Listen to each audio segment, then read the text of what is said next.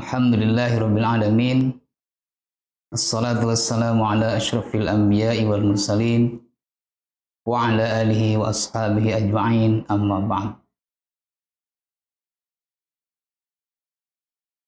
Hadirin yang dimuliakan Allah Subhanahu wa taala, para pemirsa yang berbahagia.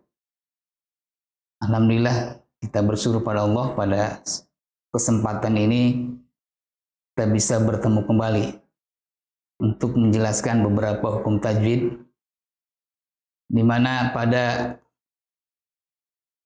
episode yang lalu kita sudah menjelaskan yaitu hukum donanti atau tanwin bila bertemu dengan huruf-huruf hijaiyah.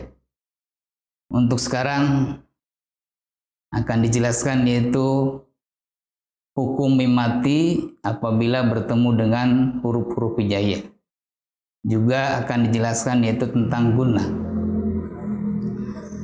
Hukum mim mati apabila bertemu dengan huruf-huruf hijaiyah terbagi menjadi 3 bagian.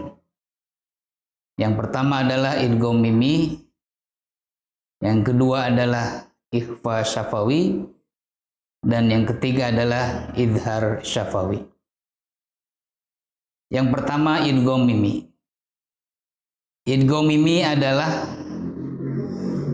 salah satu hukum mim mati, yaitu apabila mim mati atau sukun bertemu dengan mim. Dan cara bacanya yaitu membaca huruf mim dengan ditasydid dan wajib didengungkan. Contohnya Bismillahirrahmanirrahim. Alladzi at'amahum min ju'. Di situ ada at'amahum min, mim sukun atau mim mati bertemu dengan mim. Maka wajib hukumnya dibaca dengung. Contoh yang kedua, innaha 'alaihim muqsadah. Juga mim mati bertemu dengan mim. Itu wajib dibaca dengung. Yang kedua, hukum mim mati atau sukun bila bertemu dengan huruf hijaiyah adalah ikhfa syafawi. Ikhfa syafawi artinya samar. Syafawi adalah bibir, artinya samar, menyamarkan atau menyembunyikan bacaan mim.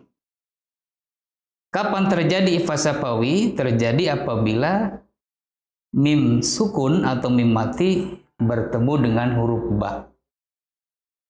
Cara membacanya yaitu menyamarkan bacaan mim antara mim dan ba, seakan-akan seperti didengungkan. Contohnya Bismillahirrahmanirrahim. Tarmihim bihijarah. Tarmihim bihijaratim min sijil. Nah, di situ ada mim sukun bertemu dengan ba. Maka dibacanya atau disebut ikhfa syafawi.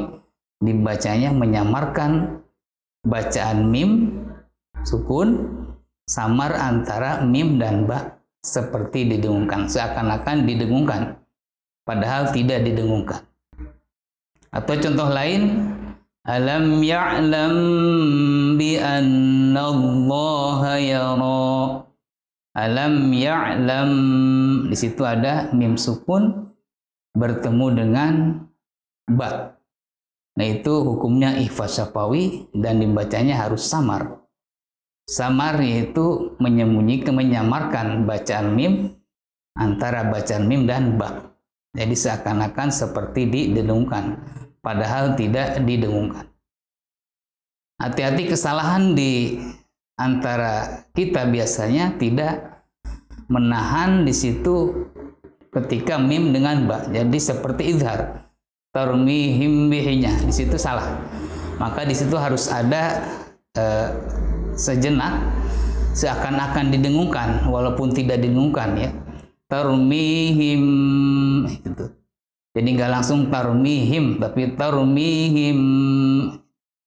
Alam ya'lam bi anna Allah yara.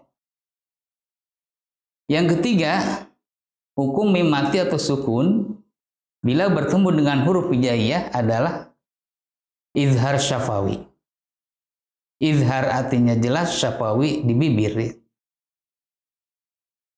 Terjadi izhar syafawi apabila ada mim mati atau sukun bertemu dengan salah satu huruf hijaiyah, yaitu selain mim dan ba.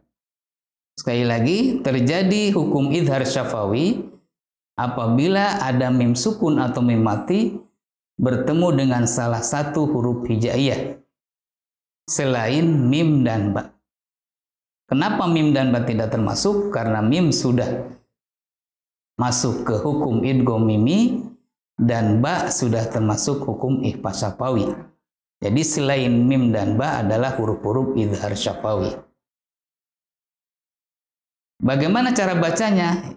Izhar, jadi jelas. Jadi ketika mengucapkan mim mati jelas dan tidak boleh didengungkan. Tidak seperti idgham mimi dan ikhfa syafawi yang terdengar seperti didengungkan. Izhar syafawi harus jelas ketika mengucapkan huruf-huruf hijaiyah yang berhadapan dengan mim sukun dan tanpa didengungkan. Contohnya apa? Contohnya dalam surat Al-Ikhlas, Bismillahirrahmanirrahim. Walam yakul lahu kufuwan ahad. Nah, situ ada mim sukun bertemu dengan ya. Maka hukum bacanya izhar syafawi dan harus dibaca jelas tanpa didengungkan. Jelas di bibir, merapatkan bibir tanpa didengungkan. Nggak boleh walam ditahan, nggak boleh. Langsung walam yakul lahu kufuwan ahad.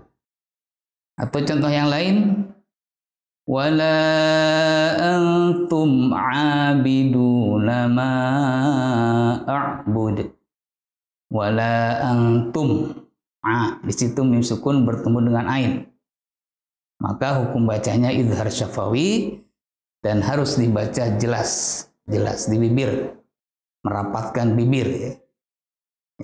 Itu adalah izhar syafawi, hukum yang ketiga dari hukum mim mati atau sukun bila bertemu dengan huruf-huruf hijaiyah. Kemudian satu hukum lagi di luar dari hukum mim mati atau sukun adalah gunnah. Gunnah adalah melantunkan atau melafalkan huruf yang bertasydid. Di sini yaitu nun bertasydid atau mim bertasydid dengan didengungkan. Artinya ketika ada nun bertasydid atau mim bertasydid maka wajib hukumnya yaitu mendengungkan bacaan tersebut. Selain dibaca tasydid juga wajib didengungkan. Contohnya apa? Itu ada dalam surat Al-Adiyat ya. Inna rabbahum bihim yawma idzil khabir. Ada inna, di situ ada nun bertasydid atau nun musyaddah. Nah, ketika ada nun bertasydid, maka wajib hukumnya didengungkan cara membacanya. Jadi nggak boleh inna rabbahum bih, nggak boleh. Kadang-kadang masih banyak terdengar bahwa bacaannya itu hanya tasydidnya saja yang terbawa, tapi dengungannya tidak terbawa. Inna rabbah itu tasydidnya terbawa, tapi dengungnya tidak ada. Ini masih salah bacaan seperti ini. Yang betul adalah inna rabbahum bihim yawma idzil khabir. Ada lagi contoh yang lain, wa amma man khaffat mawazinu. Nah, di situ ada mim bertasydid. maka bacanya selain ditafsirkan atau dibaca rangkap, dan itu wajib didengungkan. Jadi nggak boleh wa amma man khof, nah, jangan seperti itu cara bacanya. Jadi harus didengungkan. Wa amma man khaffat mawazinu. Jadi selain ditafsirkan, wajib didengungkan. Itu adalah gunnah. Mungkin itu saja yang bisa saya sampaikan. Mudah-mudahan ada manfaatnya. Dan mudah-mudahan bisa memperbaiki bacaan-bacaan Al-Quran kita. Sehingga bacaan Al-Quran kita sesuai dengan aturan-aturan ilmu tajwid. Kurang lebihnya mohon maaf. Alhamdulillah wabillahi taufiq wal hidayah. Wabihi wal inayah. Assalamualaikum warahmatullahi wabarakatuh.